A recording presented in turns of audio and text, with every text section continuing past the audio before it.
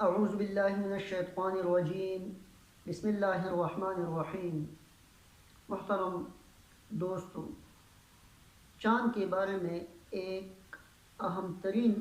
بات آپ کو بتانے جا رہا ہوں، اور وہ بات یہ ہے کہ جب ہم چاند دیکھتے ہیں تو اس کے متعلق کہتے ہیں کہ یہ دوسری رات کی چاند ہے یا تیسری رات کی چاند ہے، تو اس بات سے حدیث میں سختی سے ممانعت آئی ہے۔ حدیث میں رسول اللہ مبارک صلی اللہ علیہ وسلم نے فرمایا ہے، یہ طبرانی کی حدیث ہے کہ قرب قیامت کے علامات میں سے ایک یہ ہے کہ حتیٰ یری الہلال، کہ جب چاند دیکھا جائے للیلتہ، پہلے دن کا چاند دیکھا جائے، یقال ہوا للیلتین، تو اس کے متعلق کہا جائے گا کہ یہ 2 دنوں کا چاند ہے، یعنی یہ دوسری کا چاند ہے۔ تو حدیث میں اس کو قیامت کے علامات میں سے کہا گیا ہے۔ اس حدیث کے پیش نظر علماء کرام نے فرمایا ہے کہ چاند دیکھ کر اس کے متعلق یہ کہنا کہ یہ دوسری کی چاند ہے یا تیسری کی چاند ہے، یہ غلط بات ہے، اس سے رکنا چاہیے۔ اب ماہرین فلکیات نبی کریم صلی اللہ علیہ وسلم کی اس حدیث کی تحقیق کرتے ہیں اور اس کی تصدیق بھی کرتے ہیں، اس لیے کہ نبی کریم صلی اللہ علیہ وسلم نے 1400 سال پہلے جو بات بھی کی، سائنس اس کی تصدیق کرتی ہے اب، اور سائنس مجبور ہو کر نبی کریم صلی اللہ علیہ وسلم کی بات مان لیتے ہیں۔ قربان جائے نبی کریم صلی اللہ علیہ وسلم کے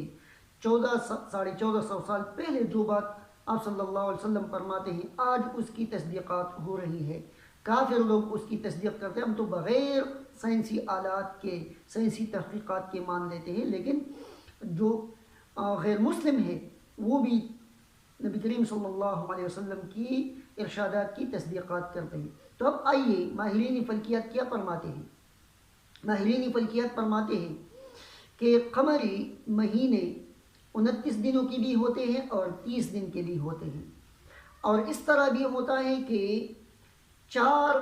مسلسل مہینے 29 دنوں کے ہوں، یعنی مسلسل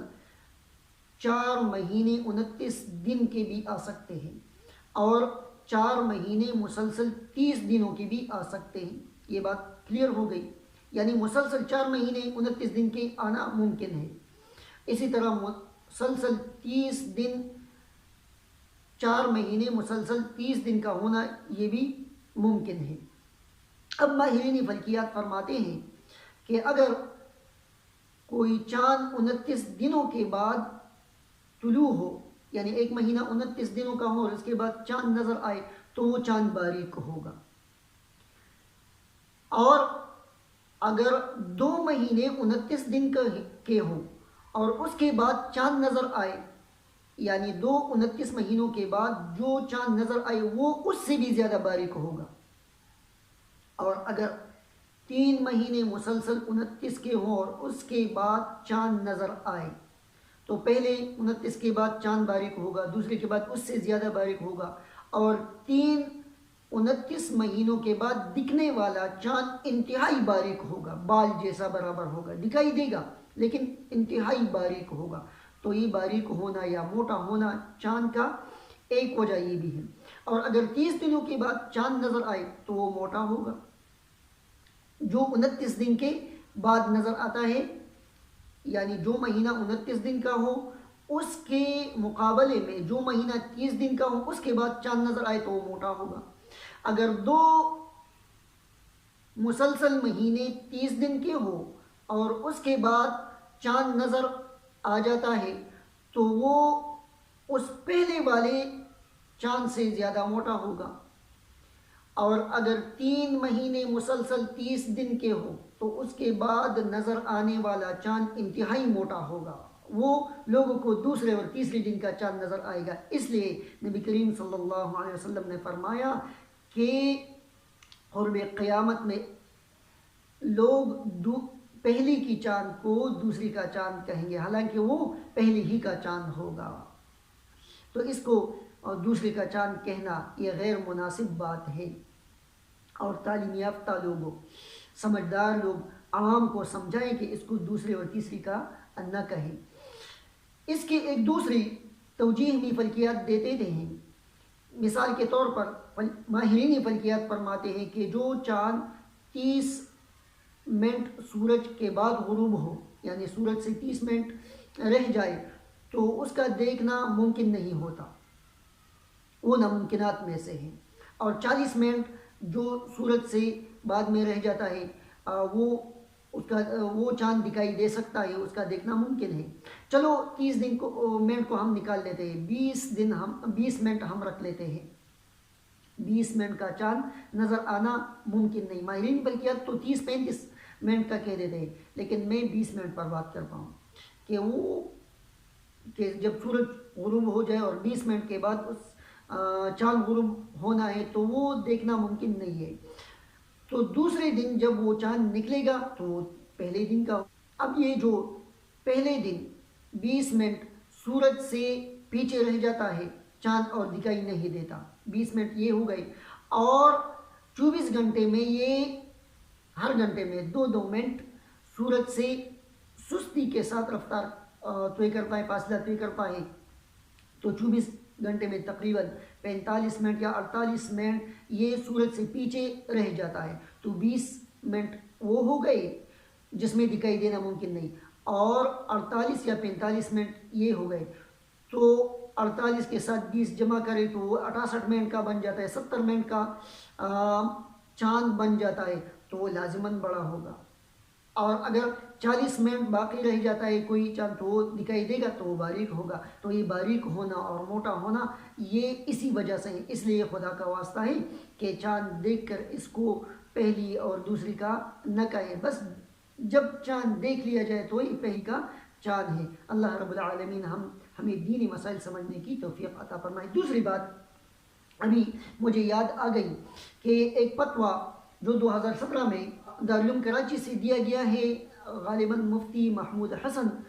صاحب کوئی ہے، انہوں نے دیا ہے کہ صوبے کو ولایت حاصل ہے، اس لیے اگر صوبہ روزے کا فیصلہ کرے یا عید کا فیصلہ کرے تو اس کو ولایت حاصل ہے، لیکن جمہور علماء کرام اور جمہور مفتیان کرام فرماتے ہیں کہ صوبے کو جو ولایت حاصل ہے وہ ولایت خاصہ ہے، ولایت عامہ نہیں ہے۔ ولایت خاصہ والے قضا مقرر نہیں کر سکتا، اور ولایت عامہ والے قضا مقرر کر سکتے ہیں، اور چاند کا فیصلہ، عید کا فیصلہ قضا والے کریں گے جو ہماری ہلال کمیٹی ہے، مرکزی ہلال کمیٹی ہے۔ اسی لیے ولایت عامہ جن کو حاصل ہے وہ مرکز کو حاصل ہے، مرکز والوں نے قضا مقرر کی ہے، وہ ہلال کمیٹی ہے، یہ قضا کے قائم مقام ہے، قضا کی حیثیت رکھتے ہیں، اس لیے فیصلہ یہی کریں گے۔ اور جو زونل کمیٹیاں ہیں یہ ان کے ماتحت ہے، زونل کمیٹیوں کا کام ہے کہ یہ شہادتوں کو جمع کریں اور وہ مرکزی کمیٹی کو پیش کریں، مرکزی کمیٹی اس کی چاند بین کریں گے، اور فیصلہ مرکزی کمیٹی نے کرنا ہے، اس کا فیصلہ قابل قبول ہوگا۔ فیصلے کا اختیار ان کو حاصل ہے، اس لیے کہ یہ جو زونل کمیٹیاں ہیں یہ ان کے نائب ہیں، یہ فیصلہ نہیں کر سکتی، یہ صرف ان کو شہادتیں پیش کر سکتی ہیں، یہ ان کے نائب ہیں، فیصلہ کرنے والی نہیں ہیں زونل کمیٹیاں۔ اس لیے جمہور علماء کرام نے، جسے میں نے پہلے فتویٰ میں بتایا کہ اس پر فتویٰ دیا ہے کہ فیصلہ وہ کرے گی جس کو ولایت عامہ حاصل ہے، ولایت عامہ مرکزی حکومت کو حاصل ہے، اور مرکزی حکومت نے قضا مقرر کی ہے، اس لیے مرکزی حکومت اب فیصلہ نہیں کر سکتی بلکہ فیصلہ قضا کرے گی۔ جس طرح ہمارے عدالتیں فیصلہ کرتے ہیں، کبھی صدر کے خلاف بھی فیصلہ کرتے ہیں، اس کو کوئی اختیار نہیں، کبھی وزیر اعظم صاحب کے خلاف فیصلہ کرتے ہیں، کبھی وزیر خارجہ، کبھی وزیر داخلہ، اس لیے کہ ولایت عامہ والا نے یہ عدالت مقرر کی ہے، تو اس طرح مرکزی کمیٹی کو عدالت کا مقام حاصل ہے، اور انتشار سے بچنے کے لیے مرکزی کمیٹی کے فیصلے پر عید اور رمضان اور روزوں کا فیصلہ کرنا چاہیے۔ اللہ رب العالمین ہمیں عمل کرنے کی توفیق عطا فرمائے۔ وما علینا الا البلاغ المبین۔